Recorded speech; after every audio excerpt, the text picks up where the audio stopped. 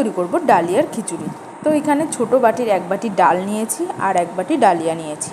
আর মশলা হিসেবে দেবো tomato, great করা আদা আর লঙ্কা। আর ফোড়নে দেব তেজপাতা, শুকনো লঙ্কার 5 ফোড়ন। প্রথমেই সবজিটাকে ভালো করে ভেজে নিতে হবে। আমি সবজি নিয়েছি মিষ্টি আলু, কুমড়ো আর গাজর। তোমরা চাইলে অন্য সবজিও দিতে পারো।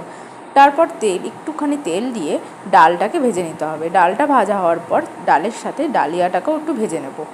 ভেজে নিয়ে কড়াইতে তেল গরম করে ফোড়ন দিয়ে মশলাটা দিয়ে ভালো করে কষিয়ে নিতে হবে। তার মধ্যে দিতে হবে স্বাদ মতো নুন, হলুদ, একটু গরম মশলা আর স্বাদ মতো চিনি দিয়ে কষানো হয়ে যাওয়ার পর ভেজে রাখা সবজি আর ডাল আর ডালিয়াটা দিয়ে ভালো করে কষিয়ে নিতে হবে।